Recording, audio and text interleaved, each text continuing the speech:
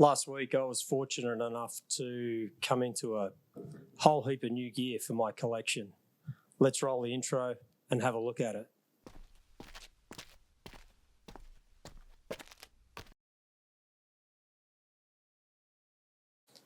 Welcome back to the channel. My name's Andrew and this channel is about vintage cameras, and in the last week I was very fortunate to add quite a significant amount to my growing collection.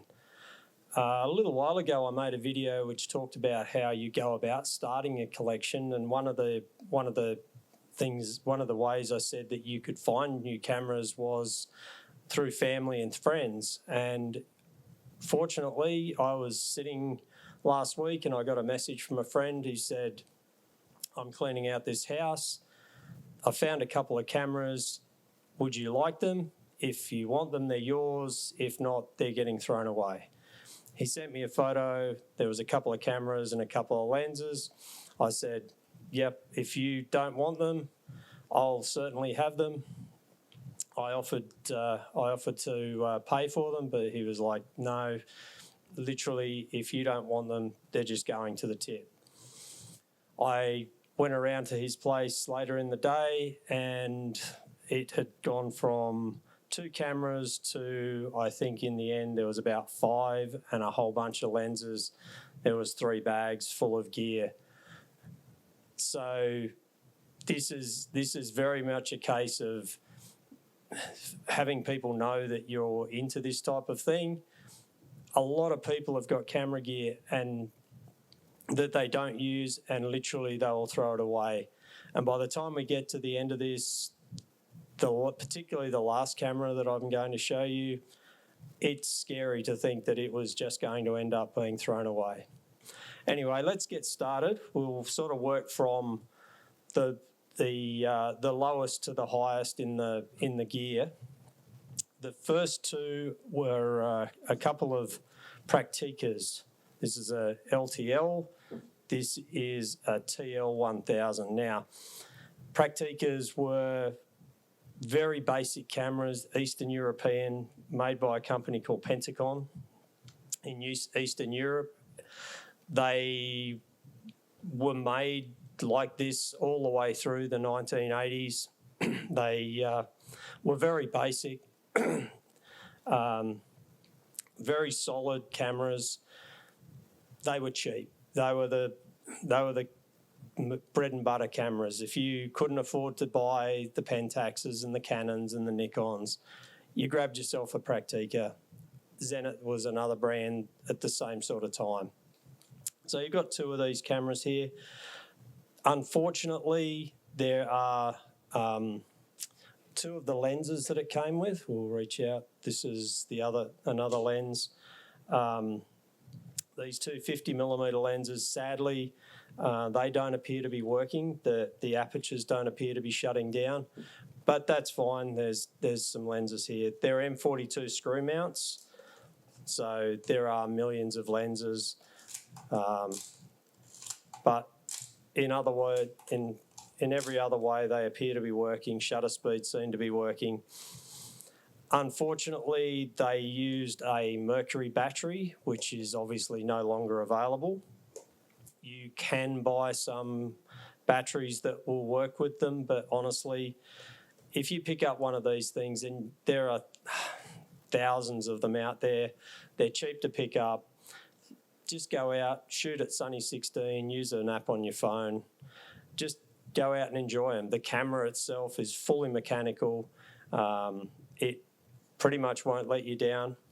And the good thing about it is that because film is literally all about the lens, get yourself a decent lens. Nobody's going to know what the images were made on. The fact that you've made it on one of these, that's fine. Some of the other interesting stuff that came for this one, this is a 75 to 200mm push-pull Hanamex zoom with a screw mount, with an M42 screw mount. And somewhere here, there it is, there's something I had never seen before, a 2x teleconverter. as an M42 screw mount. So you can turn your 75 to 200 into a 150 to 400. Not sure what the quality would be like on that. That's a CMAR auto teleconverter. Anyway, that's neither here nor there, but quite interesting that that there was that teleconverter there. Something very different. The other nice lens that came on this was a Hanamex again, but it's a 28 2.8, and that one all seems to work. Everything works fine with that one, so that lens works. So between that and the zoom lens that we have over here, we've got quite a nice little setup there. From there, the next one that was in there was a Chinon CE4S. Now, the S stands for sport. The interesting thing here is that my very first SLR, which is this one here, the very first SLR that I bought myself, was a Chinon CE4. That's a CE4. This is a 4S. The difference is that this one goes up to 1/2000th of a second compared to 1/1000th of a second for that. And where the sport came in, which is not where you would think it would come in with the shutter speed, is the fact that there's a small little window here that's not on the CE4, which lets you see what the aperture ring is doing. Not really that important. Chinon was one of those, quite a major player in the camera market from the 1960s all the way through into the 1980s. They were kind of like that second tier. You had your Canon, Nikon, Pentax, Olympus, who were the major players. Then you sort of had a second rung tier, the sort of Minolta, which was sort of fringy first tier, right, Ricoh, Chinon. They were in that sort of market. Camera gear was a bit cheaper, maybe not quite as well made, but still really nice. And like the CE4, it's a manual camera, although it does require, I think, 3 batteries, 3 LR44 batteries to work. But it has auto, it has aperture priority auto, so you can set it on auto, shoot away, no dramas. This one came with a auto Chinon 50mm 1.4 lens, quite a nice lens. There was also I think it's what brand is that? Osawa 100 to 200mm zoom lens. That's a Pentax K mount, and with these cameras, they used a Pentax K mount, so again, there are thousands and thousands of lenses, and you can pick these things up for less than $100, and it's a really cool way to get into film photography. They're kind of sleepers in terms of the market. People look at those, as I say, the Canons, Nikons, Pentaxes, Olympuses, and they kind of ignore these ones. So you can pick these up for a really good price. Even the standard lenses on them were still quite nice lenses, much better than you might expect. Chinon, unfortunately, was eventually purchased by Kodak. They did some digital cameras under the Kodak brand and were just eventually absorbed completely into Kodak and disappeared off the market. They also spent a lot of the 1990s making floppy drives for computers and CD drives for computers, so they changed around a little bit. So that was the Chinon CE4S, really nice little pickup. The next one, a Pentax MG. Now, Pentax made a whole series of M cameras, MX, ME, ME Super. Very, very nice little compact cameras. Aimed very much at the family sort of camera. or somebody who wanted something that was just a little bit better than a point and shoot. The MG is the most basic of them, the easiest to use. It's literally a full auto camera. It has an auto setting. You might be able to see, hopefully you can see there. Has auto, it has a 1/100th of a second as a set speed, and it has bulb. So basically, this is a really, really cool little camera if you just want to be able to load up some film, go out, take some shots, not have too much to worry about. It's all aperture priority, very simple to use, no real dramas. And again, obviously, this is a Pentax K-mount because this is Pentax made the K-mount. This one came with a 28 2.8 lens. It's a little bit ragged, but it still seems to work. And as I say, Pentax K-mounts, they're a dime a dozen. You get so many choices. This is a camera that if somebody said, I want to get into film photography, but I'm a bit daunted by some of these others, there's lots of dials, there's all these numbers all over them. Something like this is a really good place to start, and it's super small, super easy to just chuck in your bag and carry around. This one will be I can see this being like a little travel camera, something I can just have with me all the time and get some nice little shots with. Now, the prize of all prizes amongst this lot, the one that when I saw it, I was like, man, I hope that works, because I've been wanting to add a Nikon to my collection for quite a while. I'm very much a Canon shooter, always have been. I've got a collection of a number of Canons in my collection. I've got an AE1 program. I've got the EOS 630. I've got a Canon at QL17. So I've got a number of Canons, and I love those. The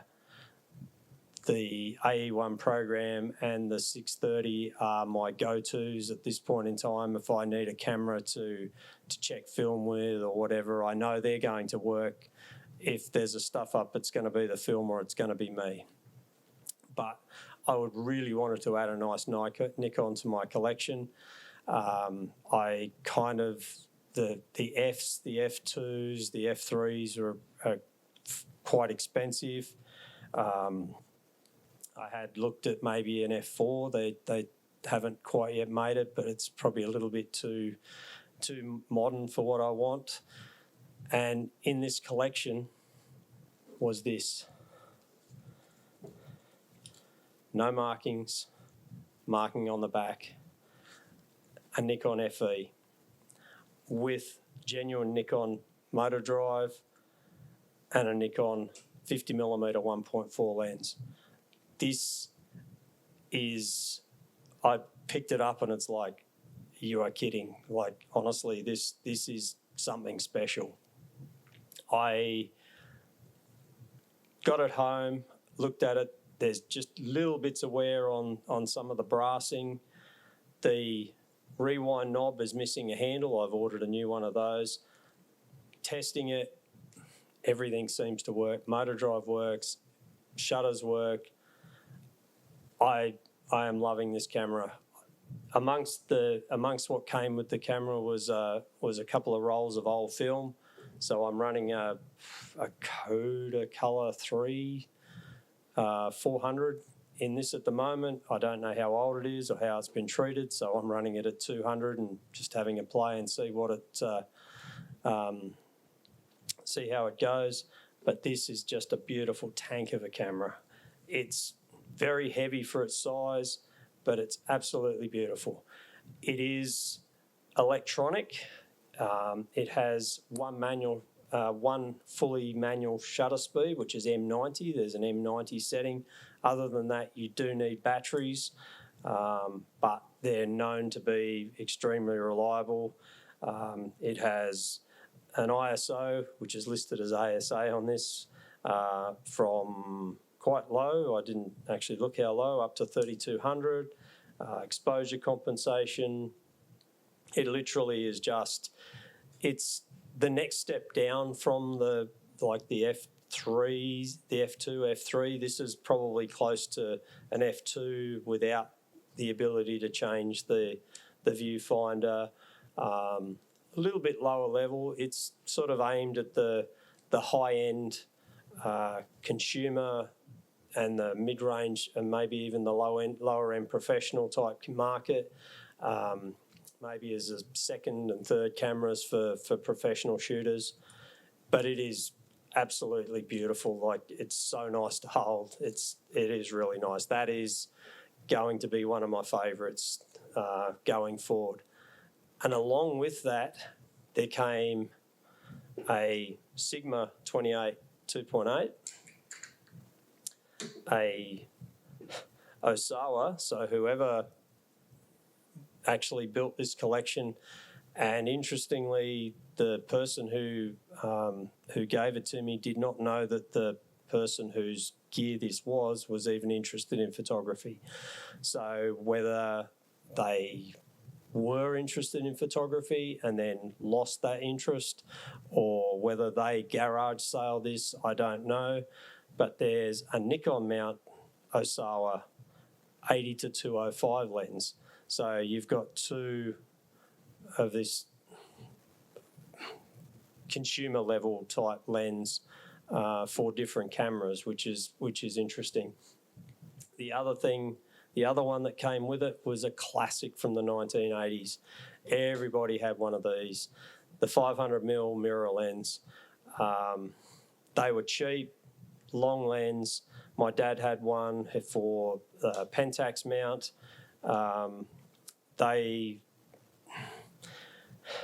They're not great lenses. Image quality is not great, but you can have some real fun with them. They have a particular bokeh which looks like donuts. So they're a very specific sort of lens, but they were everybody's go-to for long lenses. The last thing that came with it was very nice though. This is a 300mm f4.5. It's an early model. It has a tripod mount, which actually has two mounts. So if you want to change from vertical to horizontal, you have to literally unscrew it from the mount and re-screw it down to change the way you do it. The lens cap screws off, but it is an absolutely beautiful lens. And so that's a 300mm lens. So this person obviously had at least some interest in photography, and as I say, whether they lost that interest at some point in time or whether they garage saled it, I honestly don't know. To find a Nikon FE in a collection like this is amazing. Like, that was a camera that was certainly not cheap when it was new, and to have it with the motor drive and a 1.4 lens, that's definitely a mid-range sort of camera in the time. So, you know, an equivalent to that now, you'd be paying in the $5,000-$6,000 to get this sort of camera as a modern camera. There were an assortment of other things. There was a Sunpack flash, some random filters and stuff, but that was basically the collection. And to say I'm happy with that, and I've not given any prices and I'm not looking at prices, because certainly as this came to me, all these will go into my personal collection, and these are ones that I will use. Later in the week, I actually did get another box of gear that I paid for, and I'll be making a video on that, and there's some really interesting gear in that. But for now, that's my additions to the collection. So if you like what I'm doing here, like and subscribe, and we'll be making some more videos real soon. Until then, catch ya.